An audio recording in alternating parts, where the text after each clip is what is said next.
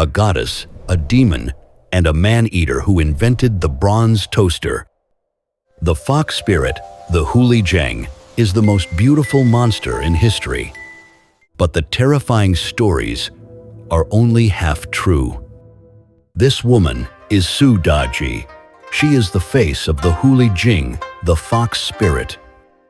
This is the image that has dominated history, a dynasty toppling demon. But this terrifying image is only half of a 2,000-year-old story. The Huli Jing is not just a monster. She is also a goddess, a divine messenger, and a tragic lover. She is an archetype of profound spiritual power and a scapegoat for patriarchal fear. To understand how this divine symbol became a monster, we have to look way back, before the stories, to the ancient world that first imagined her. Our journey starts with the oldest text we have, the Shanhai Jing, the classic of mountains and seas. This isn't a book of fairy tales. It's a 2,400-year-old mythological geography, a marvelous mixture of dream and reality from a time when the world was filled with spirits. And in this text, the nine-tailed fox appears with a chilling contradiction. First, it is a monster. The book states plainly, it makes a sound like a baby and is a man-eater. Its cry is a lure, designed to draw you in and devour you. But in the very same entry, it says, whoever eats it will be protected against poison. And in later commentaries and legends, it is a divine omen. Its appearance signifies a time of peace. The legendary founder of the Song Dynasty, Yu the Great, saw a nine-tailed fox and took it as a heavenly sign that he should marry. So which is it? A man-eater or a matchmaker? A monster or a god? The answer is yes. This is the language of shamanism. In this ancient worldview, a spirit isn't good or evil, it's just power. Here is a witty analogy to explain it. The ancient Huli Jing is like pure electricity. It is not good or evil. It is raw power. It can light your city and save your life, a good omen. Or it can instantly electrocute you, a man-eater. The morality is based entirely on the encounter.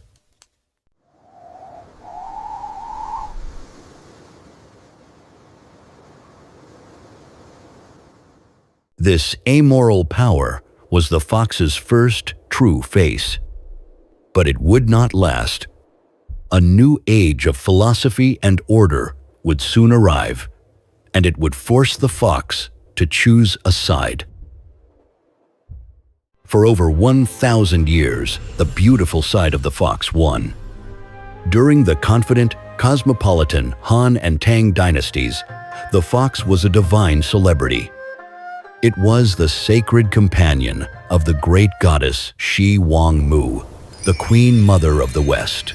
On ancient reliefs, the fox is seen at her side, helping to grind the elixir of immortality. Rulers would bring foxes into their court as a living symbol of their wise and prosperous government. Common people worship the fox in small, personal altars, praying for wealth and children. Then came the Song Dynasty, China's age of anxiety. This was the age of Neo-Confucianism, a new, super-rigid, patriarchal order that demanded everyone fit neatly into a box. And that new, strict order absolutely hated the fox spirit. They needed order, and the fox was chaos. The fox was everything they wanted to suppress. It was female-coded, worshipped for fertility. It was wild, a creature of old, shamanistic folk religion existing outside the new, state-approved pantheon. And it was subversive. It blurred the lines between human and animal, divine and mortal. So, the state banned fox worship. Shrines were torn down. The fox was officially rebranded. It was turned into the perfect scapegoat for a patriarchal society. It became the living embodiment of a new, toxic idea. Hóngyán, huòshuǐ, the dangerous beauty, the woman whose charm can endanger a nation. The fox was no longer a god. It was a demon.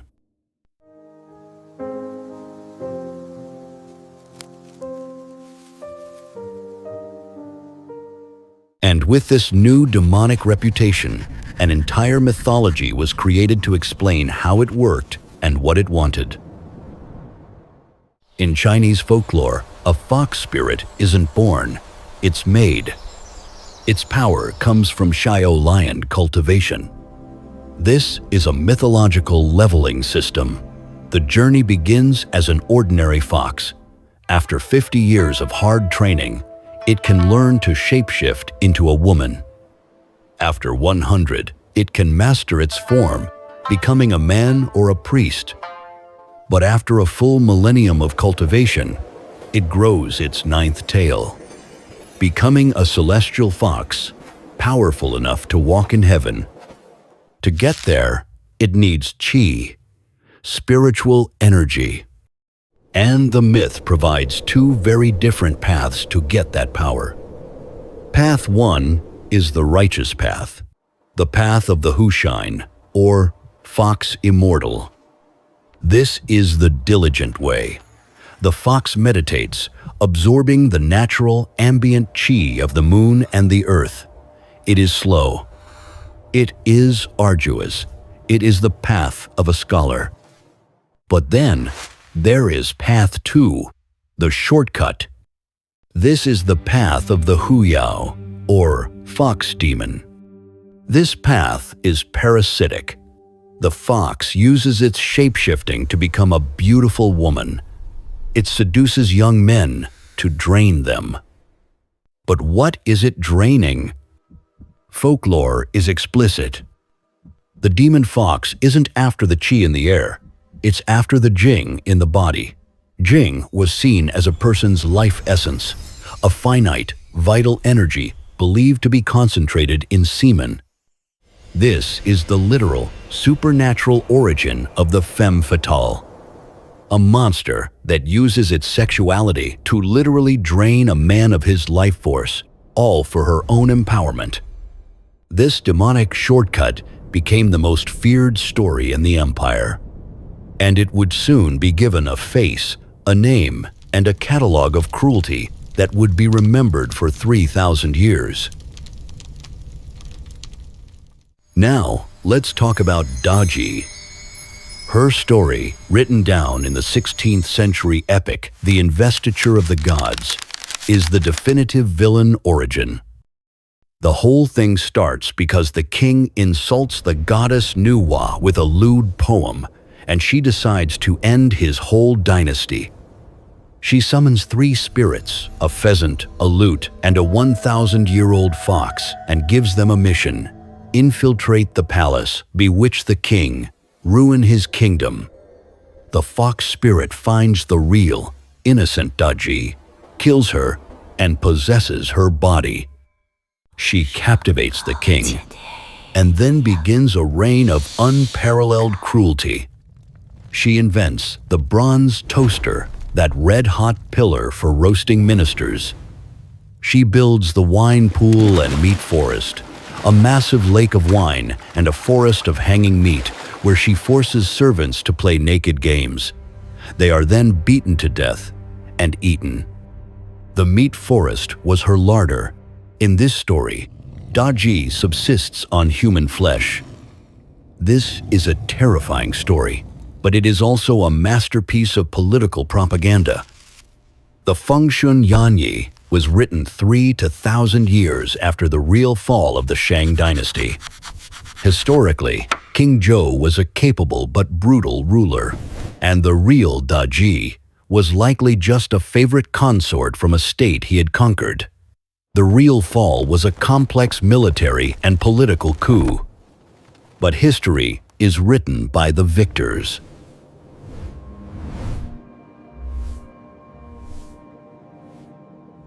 The Daji legend is the ultimate scapegoat mechanism.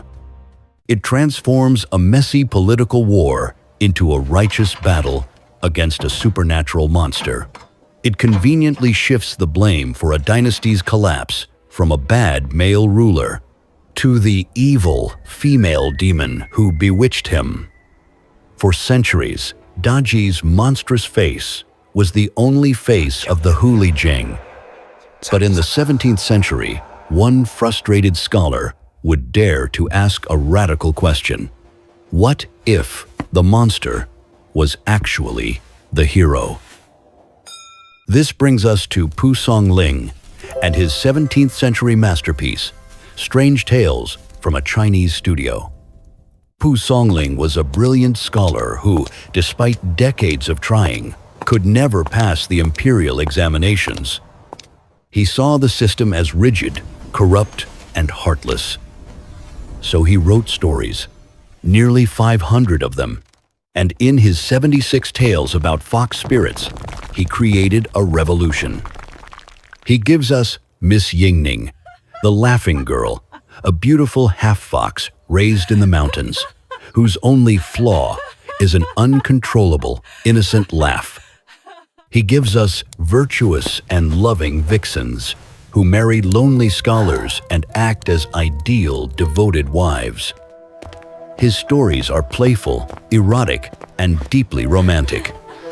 Pu Songling's work was a profound social critique. He used the fox spirit to attack the very rational Confucian society that had rejected him. Here's a witty analogy. If the Daji story is a horror movie, Pu Songling's tales are romantic comedies with a revolutionary message. In his stories, the human world is loveless, bound by arranged marriages and strict, feudal rules. The fox woman, because she is an outsider, is the only one free from those rules. She is the only one capable of true love, true devotion, and true passion. Pu Songling brilliantly inverts the Daji trope. The monster is not the one who destroys the man. The monster is the one who saves him from his own passionless human world.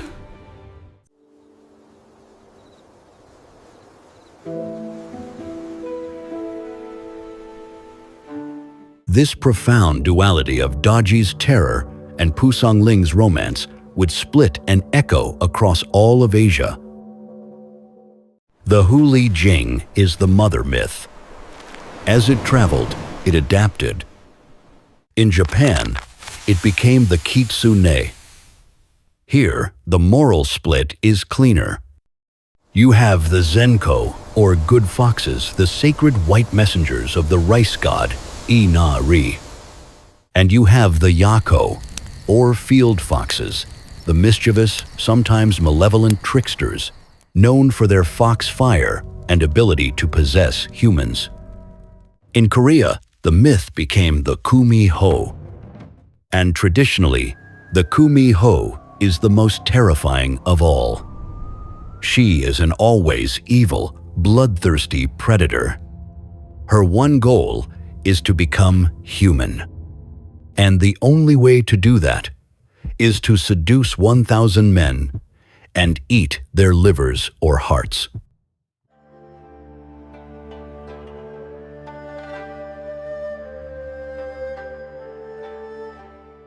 This Pan-Asian rogues gallery of fox spirits eventually led to one of the most fascinating shared universe legends ever told. And it has a bizarrely modern epilogue. The legend, popularized in Japan, claims the same ancient evil fox spirit rampaged across 3 nations. It started as Daji in China. After the Shanhai Dynasty fell, she fled to India, becoming Lady Kayo, a concubine who corrupted a prince and led him to behead 1,000 men. Defeated again, she laid low for centuries, finally appearing in 12th century Japan as Tamamo-no-Mae. She became the favorite courtesan of Emperor Konoe, who suddenly fell terribly ill. She was exposed as a fox spirit by the court astrologer. Hunted by the imperial army, she was finally killed. Upon her death, her body transformed into the Sessho-seki, the killing stone. This is a real-life volcanic stone, which for centuries leaked poisonous gas, ending the life of anything that came near it. And then, on March 5th, 2022, the stone famously split in two.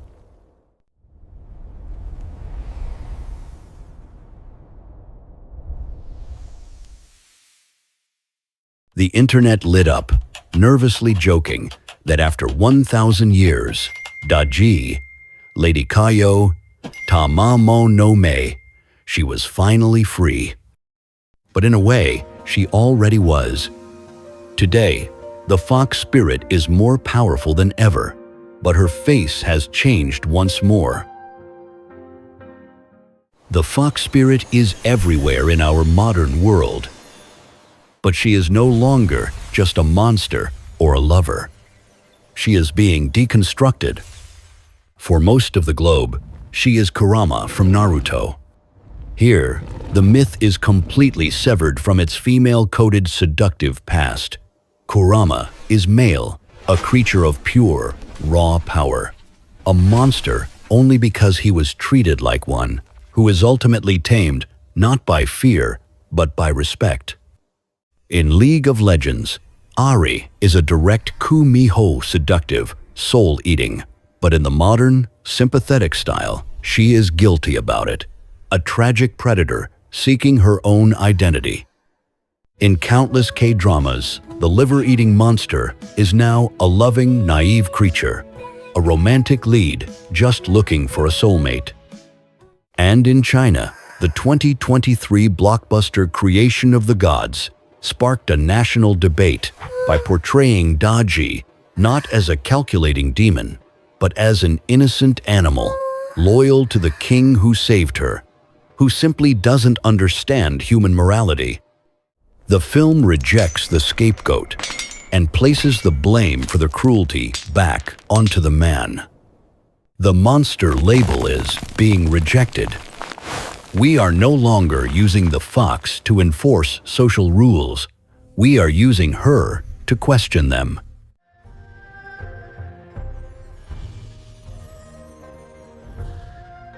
The Huli Jing has endured for over 2 millennia because she is the ultimate beautiful monster. She is a living Rorschach test, a mirror for the culture that tells her story. In her face, we see our own deepest values, anxieties, and desires. She is not just a myth.